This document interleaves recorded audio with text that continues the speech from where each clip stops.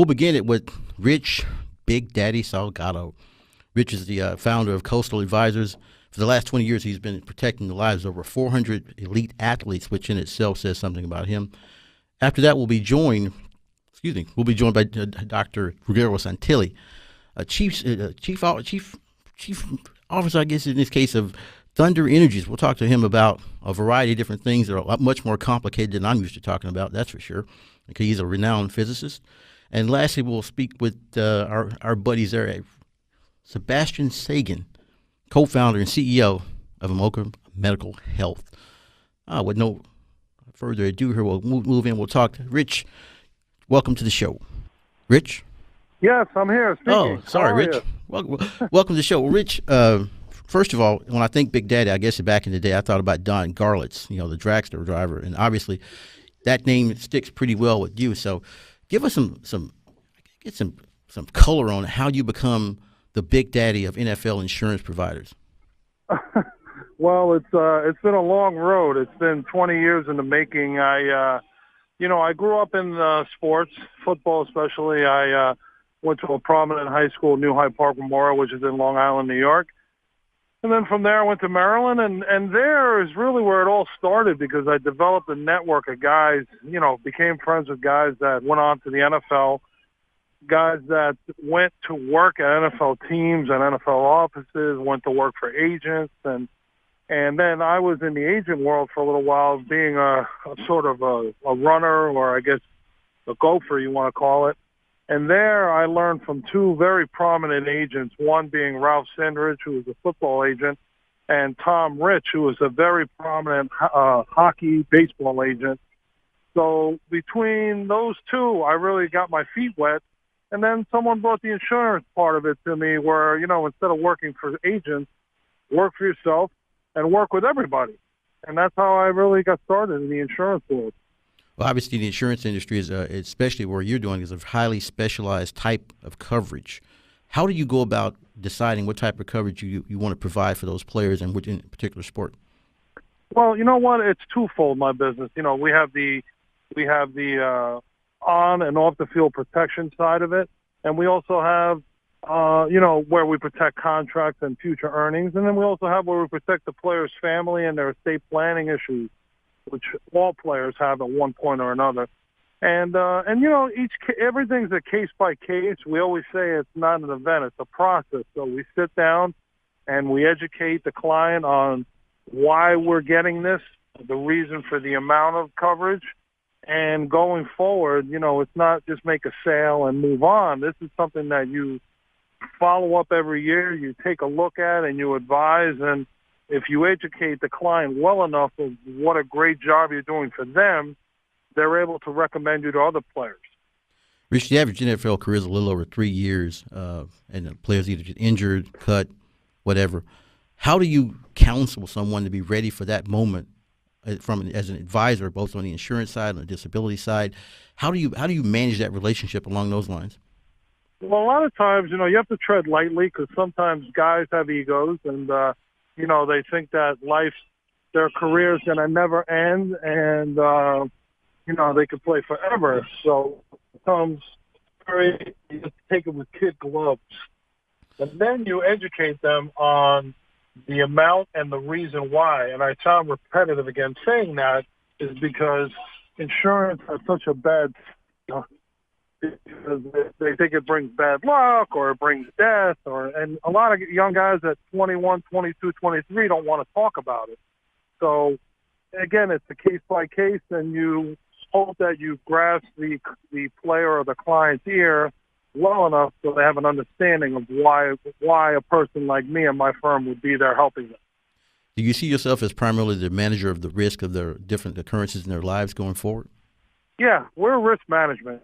That's definitely, I'm a risk manager, and I definitely agree with that. And again, I'm only one piece of the puzzle. Where these guys run into problems is that they fall into this let one person control everything, and sometimes these guys have people that are not qualified to even give advice. I had a case where I had a basketball player, and his advisor and financial person who was going to do all this thing worked at FedEx. So I I don't know how that qualifies you to give me, who's certified and licensed to do this business. How can you tell me how to do it if you're not even qualified yourself? Rich, you spent over 20 years in the business counseling a variety of different people, and you just brought up a really interesting point that I've dealt with myself as an advisor in the past. How do you get past that posse to get to that person and give them the right advantage and the right information that they need to push forward? Well, what happens is, look, I always tell people, if my client base doesn't speak for itself, I wouldn't be on national syndications. I would not be on cover of magazines or, be featured like at the NFL Network or at Sports Business Journal. I don't pay for those things to happen. They happen for a reason. Knock on wood, I'm fortunate. I'm blessed to be on those things or in those things and be a part of the media, So that's really what I go in with. And if it doesn't work, then you know what? You can't make everybody a client, but I try.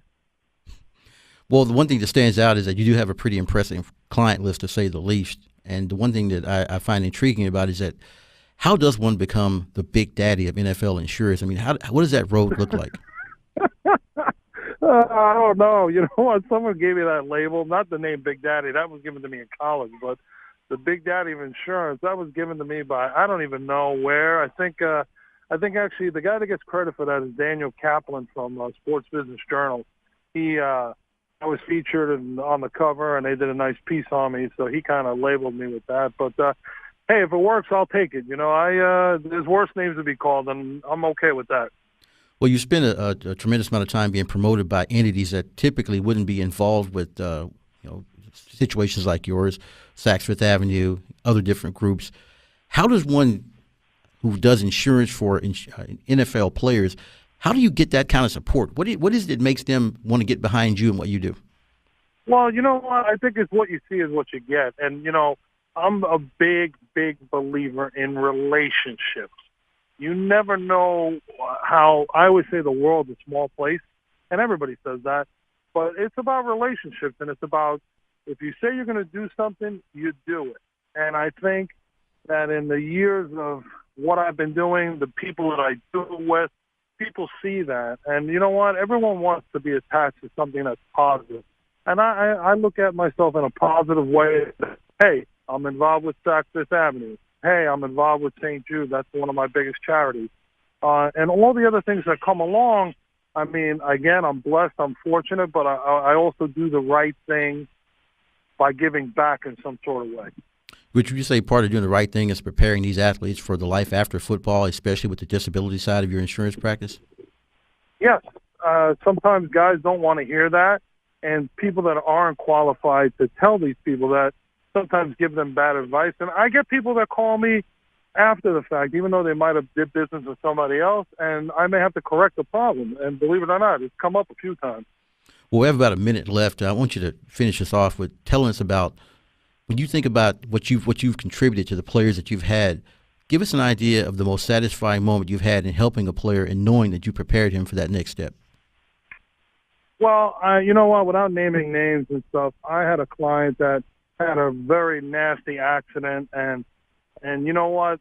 Thank God that we had the insurance in place, and he collected on it, and it was one of the things that I felt very happy and I was proud of. And I don't ever want a guy to have to collect. I always tell everybody that there's no benefit if you collect because your dream is now done, but you at least have some sort of sense of protection while you go to sleep at night. But I think that's really one of the things, the highlights, or one of the things that I never forget. Well, I know that I spend a tremendous amount of time helping people too, and I know there's a great amount of satisfaction associated with having put the right plan in place at the right time for the right moment. And sometimes people don't think about it before the fact. And I want to thank you for taking the time out, one, to speak with us today, two, to help players who can't help themselves, and three, making sure they're knowledgeable about that life after football. Rich, if people wanted to contact you and get more of your information, get more of you, how did they do that? You can go to my website, which is www.coastaladvisorsllc.com.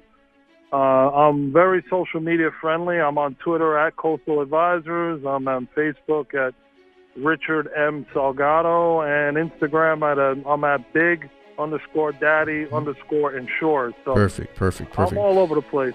Rich, we're right out of Thanks for time. having me. I appreciate you coming on the show, and thank you for having time for us, Big Daddy.